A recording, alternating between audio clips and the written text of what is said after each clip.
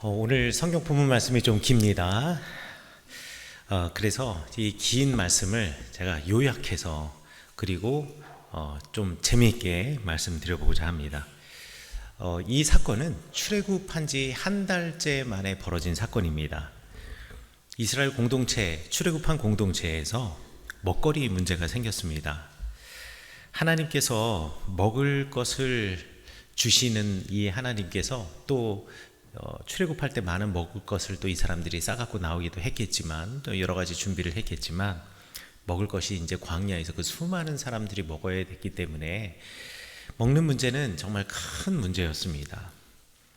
자, 그런데 사람들이 이 모세에 대해서 불평을 하기 시작한 거죠. 아니, 우리가 이집트에 있을 때는 비록 강제 노역 생활을 하고 있을지라도 먹을 것은 풍부했는데 그런데 여기서 먹을 것이 없지 않냐. 모세가 하나님께 아뢰었습니다. 어떻게 하면 좋겠습니까? 그래서 하나님께서 이스라엘 백성들에게 먹을 것을 주시기로 약속하셨습니다.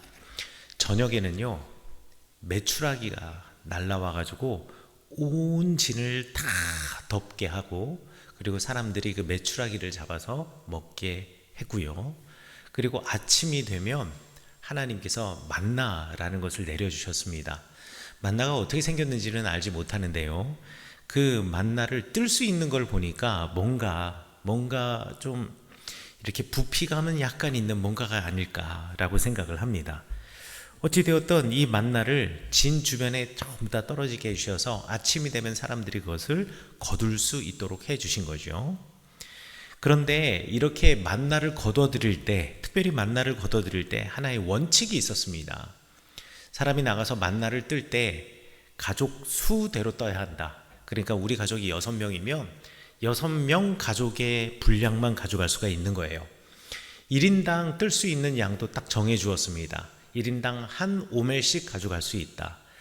한 오멜이라고 한다면은 이제 약 한 2.2리터 정도 되는 적지 않은 양입니다. 이게 1인분이라는 거예요. 그러면 6명이라 그러면은 6오멜을 가져갈 수가 있는 거죠.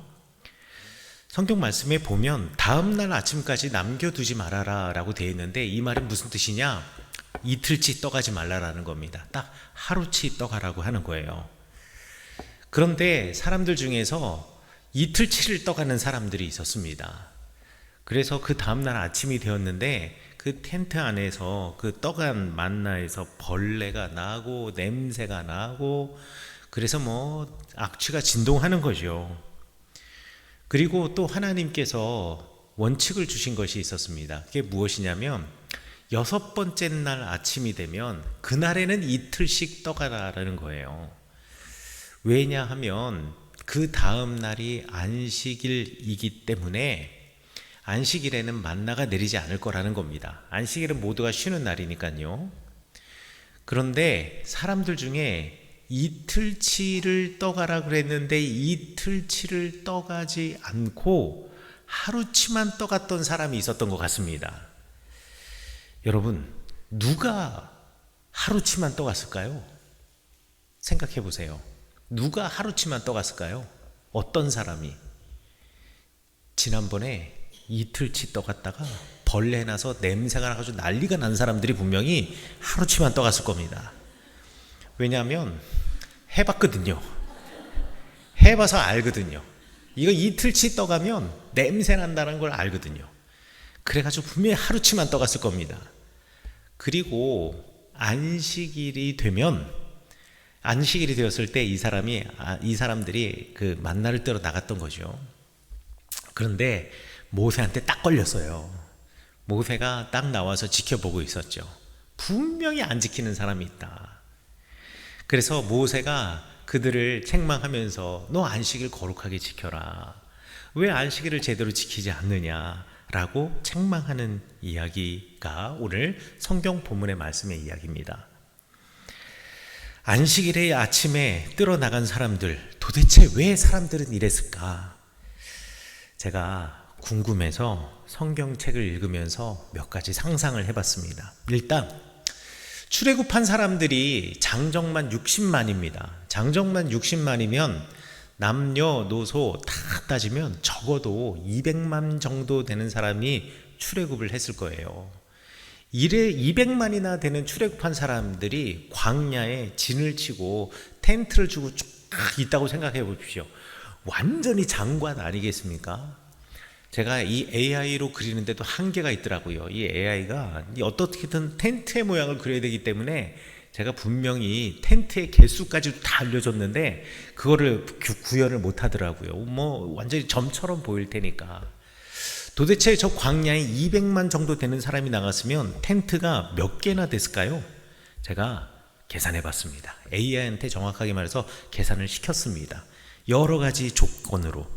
예를 들어 200만 명의 사람들이 출애굽했다고 가정하고, 그리고 6명을 한 가정이라고 하고, 왜 6명이라 그랬냐면요, 옛날엔 사람들 많이 낳긴 했지만 이집트의 파라오가 남자아이들 태어나면 다 죽이라 그랬잖아요. 그러니까 아마 출산율이 뚝 떨어졌을 겁니다. 그래서 대략 6명을 한 가정이라고 하고, 그리고 이들이 사는 텐트가 6명 정도 들어가야 되잖아요. 그래가지고 한 3m에 5m, 가로 3m, 세로 5m, 사람만 들어가 자는 게 아니라 뭐 짐도 집어넣고 이러려면 그 정도는 있어야 되지 않을까. 그리고 텐트와 텐트 사이를 한 2m 정도 간격을 두고 아주 촘촘하게 치는 거죠. 그리고 정사각형과 가까운 형태로 모여서 텐트를 치고 진영을 이룬다면 과연 가로, 세로 몇 미터 정도로 진영을 쳤고 텐트는 몇 개 정도 필요했을까 확인해 보니까 필요한 텐트의 수가 대략 33만 3,300개, 그리고 전체 진영의 그 수가, 그 규모가 가로가 한 3km, 세로가 한 3km, 3km, 4km 정도가 되는, 전부 다 텐트만 치고 있는 거예요. 이러면 모르죠. 그래서 제가 뭘로 비교해 볼까 생각해 봤더니만은, 여의도, 서울에 가면 여의도라고 하는 섬이 있는데 여의도 4배 면적입니다. 그만큼의 넓은 면적에 사람들이 진영을 치고 살아가고 있었다라는 거예요. 근데 여기서 한 가지 문제가 생깁니다. 무슨 문제가 생기냐? 저녁에 하나님께서 고기를 주시려고 메추라기를 보내주실 때는 성경에 보니까 진 위를 완전히 덮었다라고 되어 있어요. 그러니까 저 천막 이 텐트 딱 나오면 진 위에 뭐 덮여 있을 정도로 땅바닥에 막 메추라기들이 막 널려 있으니까 이 메추라기들이 날 잡아 잡수하고 그냥 앉아 있는 거예요. 그럼 그냥 잡아가지고 그럼 먹으면 되는 겁니다. 그런데 뭐라고 돼 있냐면, 만나는 그렇지 않습니다. 만나는 뜰어 진 주변으로 나가야 됩니다. 만나는요, 진영 가운데 내린 게 아니라, 진 위에 덮인 게 아니라 만나는 진 주변에 내렸다라고 했어요. 그렇다고 한다면 예를 들어서 진영의 맨 한가운데 사는 사람이라고 치자고요. 그러면 아침에 만나를 뜰어 나가서 하루치 가족을 위한 음식을 가져와야 되거든요. 그러려면 왕복 보통 3km에서 4km 정도를 왕복해서 걸어야 했다라는 겁니다. 그러니까 아침밥 준비하기 위해서 3km, 4km를 걸어갔다 1시간을 걸어갔다 와야 돼요. 그런데 생각해 보세요. 저 진이 저렇게 있는데, 저 텐트를 쳤는데요, 텐트 맨 끝에 맨 가장자리에 있는 사람은 텐트 문만 딱 열고 나오면 만나가 떨어져 있겠죠. 그러면 이 사람들은 앞에 있는 만나를 줍겠습니까? 아니면 저 멀리 있는 만나를 줍겠습니까? 당연히 앞에 있는 거 줄 거 아니에요. 그러니까 앞에 있는 거를 막 주워가다 보면 저기 한가운데 사는 사람이 조금이라도 늦게 나오면 진 주변 가까이 있는 건 사람들이 다 떠갔어요. 그럼 더 한참 걸어가가지고 주워와야 돼요. 그러니 얼마나 힘들었을까요? 그래서 이 사람들이 생각해낸 아이디어가 있습니다. 그게 뭐냐? 이틀씩 더 가자. 매일처럼 1시간씩 걸어가지고 하루치 음식을 떠가는 거 너무 힘들다. 그래서 사람들이 이틀씩 떠간 겁니다. 그러니 문제가 생긴 거죠. 그래서 아침이 되어서 막 텐트에 냄새가 나고 막 난리가 난 거죠. 그래서 모세한테 엄청나게 혼났어요. 그리고 난 다음에 6일째 되는 날은 이틀치씩 뜨라고 하니 이 사람들이 겉들 마음이 있겠습니까? 당연히 없겠죠.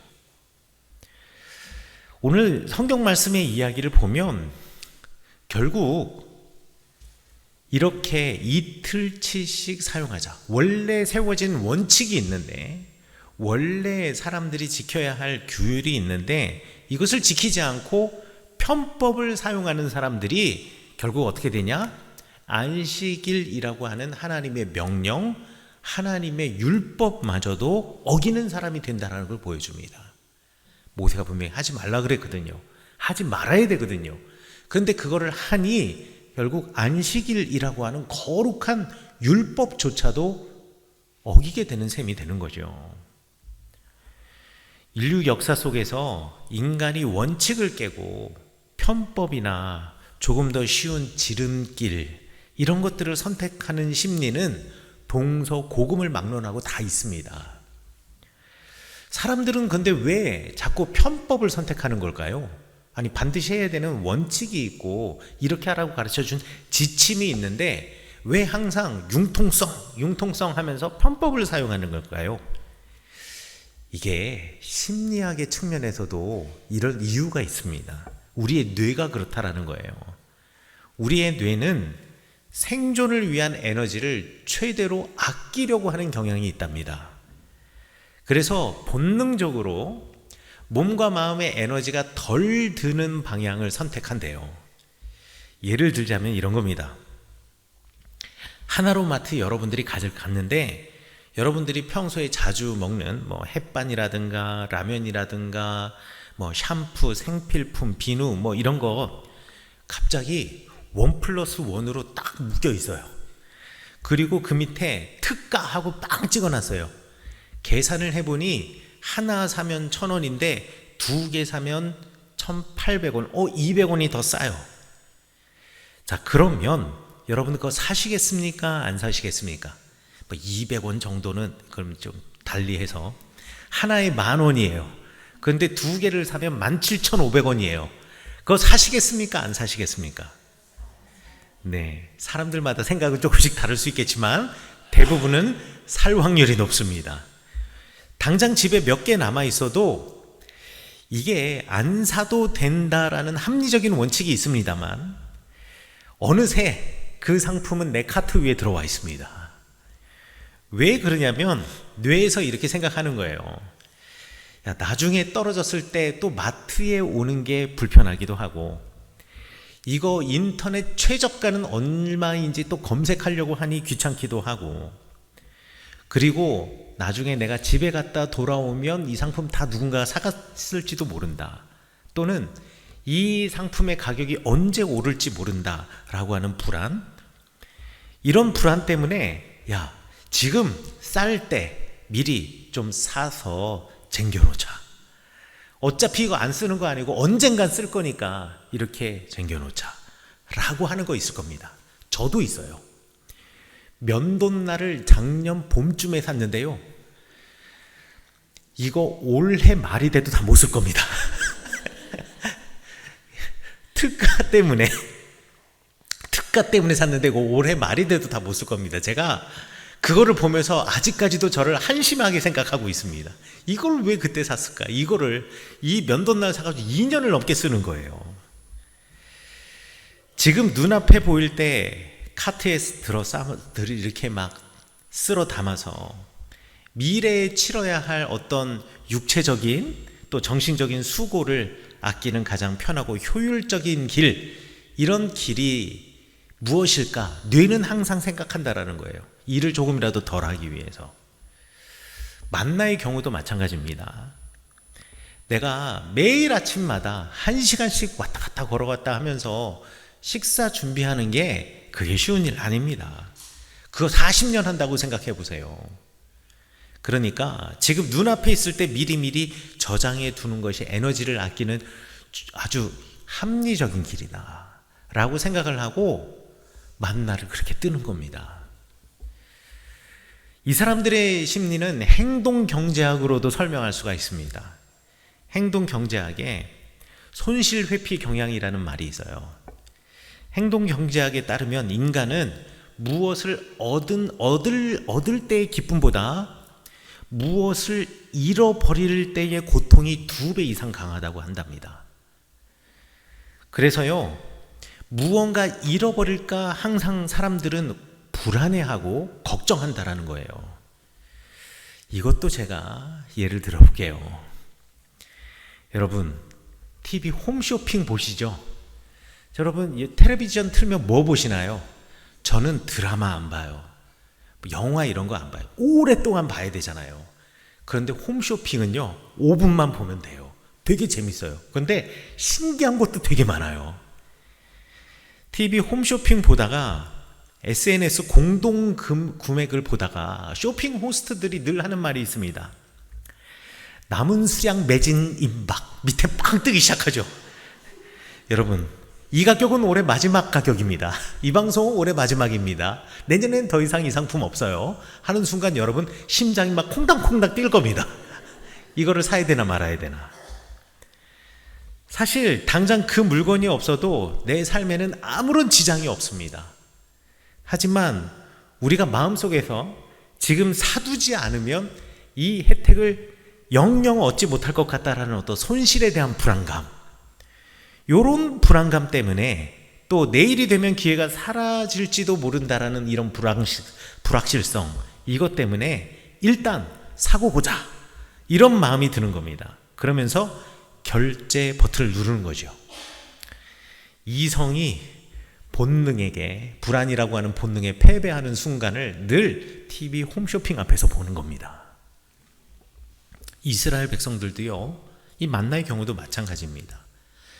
이 이스라엘 백성들은 광야를 살면서 내 음식이 언제 떨어질지 모르고 언제 내 항아리에 먹을 것이 완전히 바닥날지 모른다라는 불안에 시달렸던 사람들입니다. 하나님이 분명히 매일같이 만나를 주실 거라 그랬어요. 그런데 내일도 하늘에서 만나가 내릴 것이라는 보이지 않은 약속보다는, 미래의 그 약속보다는 불안감이 훨씬 더 큰 겁니다. 내일 안 내리면 어떡하지? 안 내리면 어떡하지? 이런 손실에 대한 불안이 더 큰 거예요. 그래서 원칙을 지키는 것보다는 눈앞에 보이는 이 만나를 더 많이 떠가야겠다, 이런 생각을 한다라는 겁니다. 또 이 사람들이 이렇게 떠가는 것은 도덕적으로도 우리가 생각해 볼 수가 있습니다. 도덕적인 측면에 보면 나 하나쯤은 내가 더 많이 떠간다고 뭐 큰 문제 생길까? 라는 생각을 하기 시작한다라는 거죠. 내가 조금 더 떠간다고 뭐 무슨 문제가 생길까? 이러면서 자기 합리화를 시작합니다. 그리고 내일 거둘 수고를 줄이려는 이 얄팍한 꾀, 이렇게 얄팍한 꾀를 효율적인 대안이나 지혜로운 저축이라든가 아니면 융통성이라고 하는 이름으로 포장을 하는 거죠. 여러분들 혹시 직장 생활 하시는 분 있으면 회사의 탕비실 이런 데 가면 믹스커피나 뭐 멀티비타민 이런 거 직원들의 복지를 위해서 구매해 놓고 이렇게 타 먹으라고 한 거 있습니다. 그런데요, 기본적으로 그런 것들이 있으면 여러분들 뭐 피곤할 때, 뭐 잠시 쉴 때 믹스커피 타 드세요, 멀티비타민 하나 드세요, 뭐 그리고 거기다 조그만 과자들 이렇게 쫙 세팅해 놓고, 그리고 뭐 이런 거 조그만 이런 거 있잖아요, 같이 커피랑 먹을 수 있는 뭐 이런 것들. 그러면 적어도 내가 그 회사의 회사원이라고 한다면 한두 개 이제 쉬는 시간에 먹는 거, 이게 에티켓이죠. 왜? 나만 먹는 게 아니니까. 모든 회사원들을 위해서 이렇게 만들어 놓은 거니까.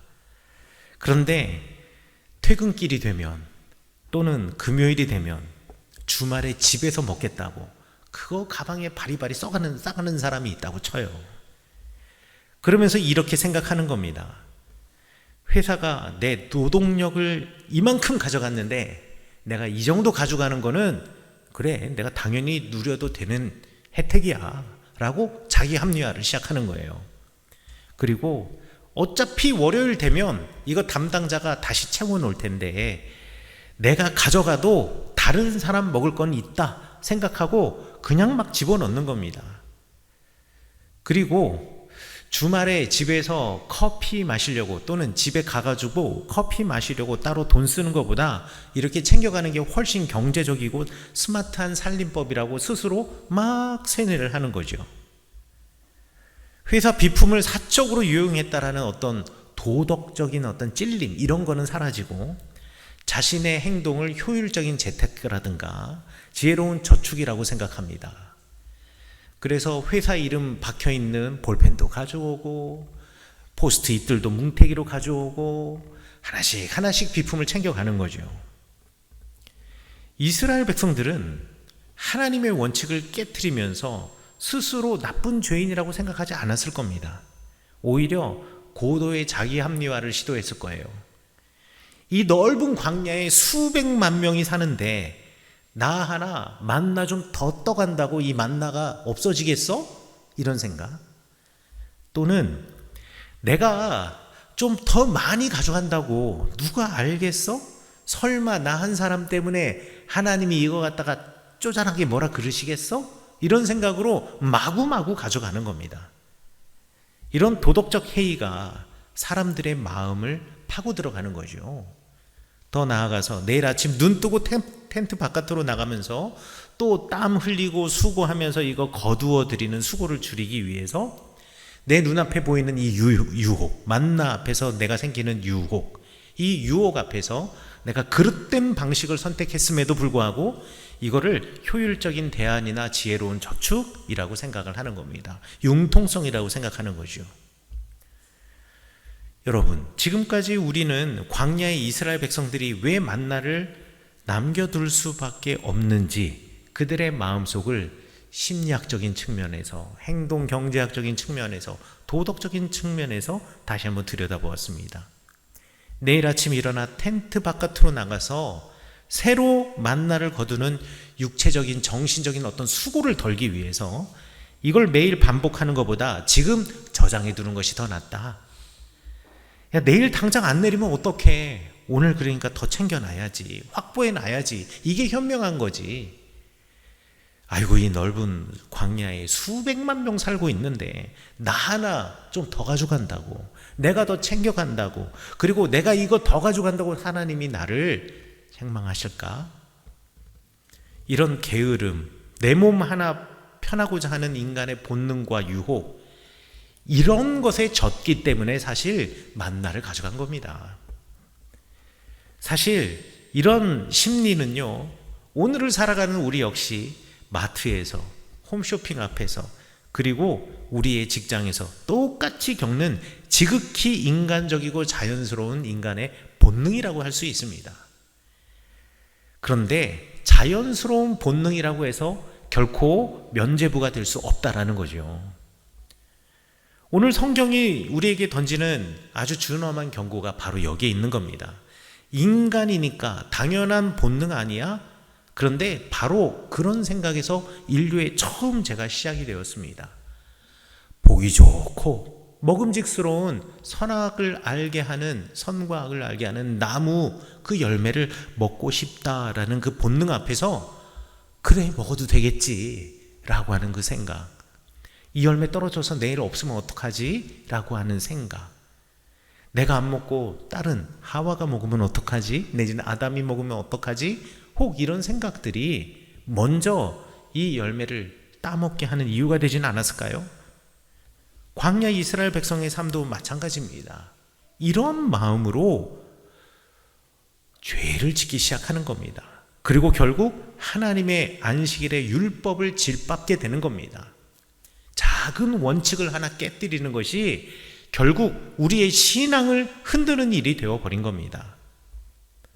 그러면 본능을 이기고 우리가 하나님께 순종하는 사람이 되기 위해서는 과연 우리가 무엇 해야겠습니까? 부지런이라고 하는 신앙의 훈련을 해야 됩니다.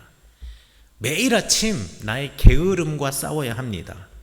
여러분, 부지런함도 신앙의 거룩한 형태고요, 게으름은요, 죄를 짓는 지름길이 될 수 있습니다. 내 몸 편하고자 하는 게으름 본능이 본능을 쳐서 복종시키는 신앙의 부지런함이 있어야 편법을 이겨낼 수 있습니다. 대부분 편법을 하고자 하는 사람, 게으른 사람들이 많습니다. 원칙대로 가면 불편하거든요. 에너지를 많이 들거든요. 그러니까 게으른 사람은 자꾸 질러가는 길을 선택합니다. 그리고 매일매일 주시는 하나님을 신뢰해야 합니다. 내일 안 주시면 어떡하지? 이게 아니라 매일매일 주시는 하나님의 신뢰를 훈련하는 시험대가 바로 광야였고 오늘 우리의 삶이라는 겁니다. 예수님이 그러셨죠. 내일 염려 내일 하시라고. 오늘 우리에게 일용할 양식을 주시는 하나님, 그 하나님께서 신실하게 우리에게 공급해 주실 것을 믿으면서 우리는 하나님께 우리 인생의 통제권을 내어드리는 겁니다. 하나님께서 인도해 주옵소서. 하나님께서 채워 주옵소서. 나는 오늘의 최선을 다하겠습니다. 그리고 말씀의 거울 앞에 서야 합니다. 그러면서 내 생활의 작은 질서부터 지켜내야 합니다. 작은 원칙부터 지켜내야 합니다. 작심삼일이라 그러잖아요.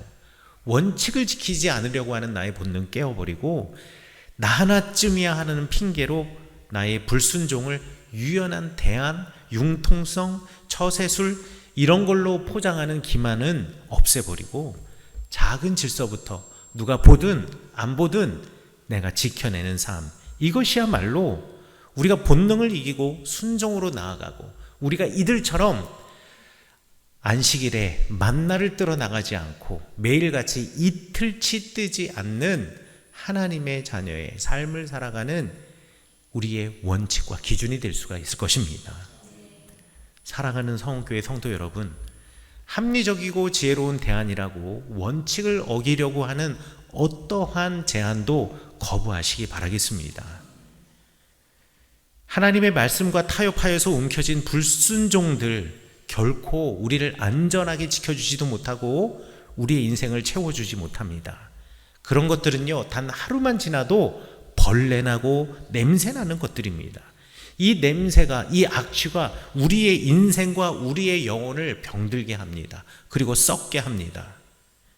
이번 한 주간 내 몸의 편한 길을 찾는 본능의 유혹이 찾아올 때마다 광야의 만나를 기억하시는 여러분 되시기를 간절히 축원합니다.